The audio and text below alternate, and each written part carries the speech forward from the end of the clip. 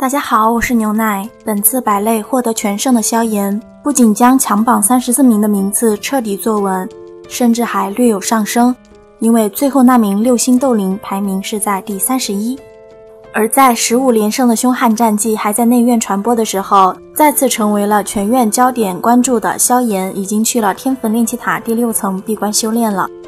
家族变故所产生的悲愤与暴怒，使得那种密集到了极致的战斗也满足不了萧炎，他必须尽快变强。而内院之中能够尽快提升实力的地方，自然是天坟炼气塔。塔内柳飞的护花使者姚胜不知死活地撞到了怒气值 max 的萧炎的枪口上，两人在休息场内就打了起来。随着两者间的爆发，10来秒左右后，萧炎重尺一挥砸向了姚胜的脑袋。在仅仅只有半尺距离时，姚胜才彻底将重尺凝固在了半空中。好歹是强榜第17名，居然被一个区2星斗灵拿捏了，姚胜哪里受得了？拧成一副极为锋利的黑色手爪就朝着萧炎抓去。萧炎飞身一踢，狠狠地与姚胜的手爪撞在了一起，低沉的闷声响起，两者都是在尽力的反弹下急速后退。这一击，两人都没从对方那里讨到半点好处。然而就在两人即将再度开打时，柳晴突然出现在场中，瞥了瞥萧炎道：萧炎，你倒是真的令我很感兴趣。虽然我的对手是林修崖，不过也希望你也有本事能挤进来，但是你可得记着，大赛中生死各安天命。虽说内院有着限制下死手的规定，可毕竟拳脚无眼。萧炎自然是听出了他话中的意思，刚想回怼，紫妍的声音就响了起来：萧炎是我罩的人，谁敢动他？呵呵，原来是紫妍学姐。柳晴皮笑肉不笑道，紫妍却是理都不理他，径直走向萧炎。喂，谁欺负你了？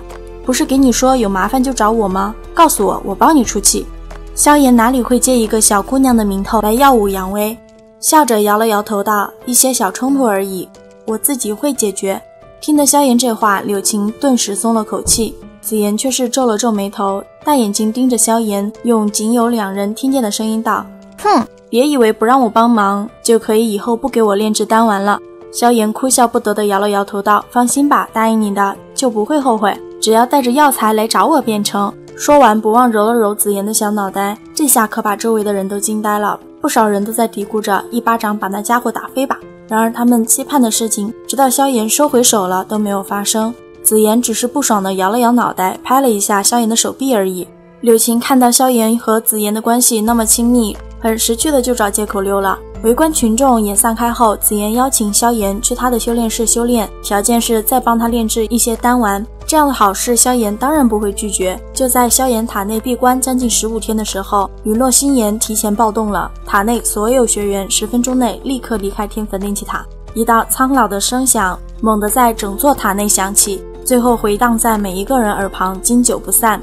听到指令的所有学员都撤退了，只有萧炎一人还站在塔外的一棵树尖上，直到陨落心炎被彻底压制，他才准备离开。只是刚转身，他就被苏谦大长老堵住了。大长老并没有为难萧炎，只是同萧炎做了个约定，陨落心炎暴走之时，萧炎助内院一臂之力，若是萧炎真的能镇压的话，内院将提供任何能让萧炎满意的东西。随后就离开了。殊不知他身后的小家伙在心里嘀咕着：我想要陨落心炎，你能给我吗？4天后，内院中央广场强榜大赛正式开始。主要人物中第一个出场的是紫妍，与他对战的是个没见过世面的大汉。紫妍只用了一招就将他 KO。 看着台上鸡飞蛋打的壮汉，台下的男性观众都觉得腿间一凉。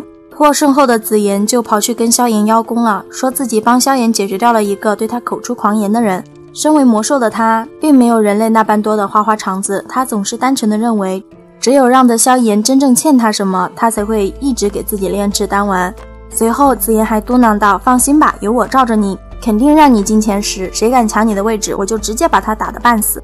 紫妍的声音并未压低，高台上的参赛者听到这话都被吓得够呛，无奈地摇了摇头。萧炎轻敲了敲紫妍的脑袋道：我进入前10自会拼命，若是要你帮忙，就算进去了那也坐不安稳。紫妍翻了翻白眼，却是并未反驳。很快就到萧炎出场了，对手是手下败将白城。白城的实力比上次对战时强了许多，为了应对萧炎的天火3玄变，他还修习了新的秘法，不过他注定是萧炎的垫脚石。在一阵你来我往的枪齿之战后，白城在秘法的加持下使出全力一击，准备赌一把大的，一招定胜负。只见8道巨大的血色光弧瞬间将萧炎所在的方位彻底包裹。高台上的姚胜和柳飞都在幸灾乐祸地诅咒萧炎最好当场被杀，场中的白城也期待着萧炎被他一击毙命，因为施展出雪地8裂的他已经再无战斗力，萧炎不死，死的就是他了。烟尘逐渐散去时，一抹青色的人影走了出来，白城绝望了，想要举手认输，萧炎哪里会给他机会？随着8级崩的声音落下，白城如同沙包一般在坚硬的地板上搓出一道长达几10米的浅浅痕迹，最后直接搓出战场，撞在一处墙壁上，不知死活。全场静。好了，本期分享就到此结束喽，感谢您的耐心观看，你的点赞订阅是我前进的动力。